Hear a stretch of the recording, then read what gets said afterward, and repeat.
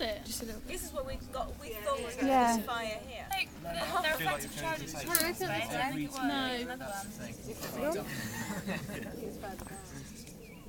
I find it really interesting when we come out and do these sorts of things that there's, when you're stomping through the woods and this sort of stuff, as humans, we use the sight, a lot. That's how we interpret most of our environment, is through sight. Doesn't it look beautiful? Yeah.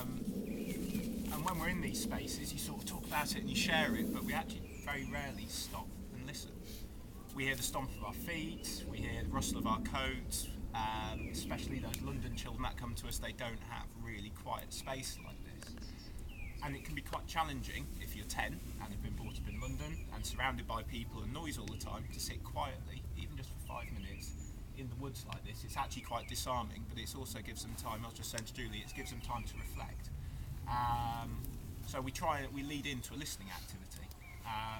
What we say is we talk about mice still, that we've seen the world through mice. What they actually have, they also have enormous ears as well to hear around them. So they use a much wider suite of senses than we do to navigate. So if you cup your hands behind your ears, just like this, and that's how mice ears work, they increase their lobe size, if you like, so they can collect more noise. You probably hear my voice a lot louder there in front of you.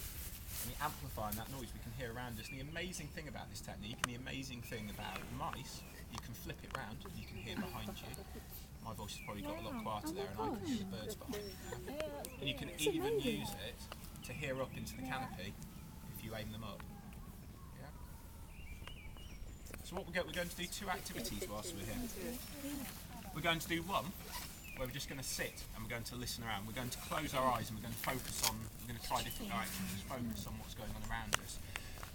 And it's really important we're still when we do that, because as we get quieter, the birds will come closer to us. I've done this activity with some children, and we've actually had a squirrel ran down a tree and over a child, because he didn't notice we were there, And it's amazing how quickly the wildlife gets used to you being there if we just stop, if you like, being loud sort of carnivores stomping through the woods, and we actually just sit quietly for a little bit. It's amazing how quickly stuff around us starts to happen. What we're also going to do, though, is a slightly different activity as well. I'm quite a visual person. I'm actually dyslexic, and when I was in class, you're asked to report things through writing a lovely piece of creative writing about it. It didn't really speak to me because it's not how my brain interprets my surroundings. So we record what we can hear, using different symbols instead. So we're going to sit quietly and listen around us for a second, and then when I ask you to, you're going to pick up your pencil and your paper, which I'll give you, and you're going to draw the sounds you can hear around you. You're listening out for the different levels and things. So that twittering bird above me could be little crosses for me, could be something completely different to you. I can hear the road noise just off there, that's swirling. It doesn't matter what the noise is, but that sort of line's going down through the corner for me.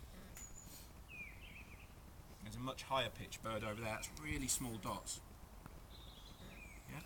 And slowly, as I sit here, we're going to build up an image of what we've got there.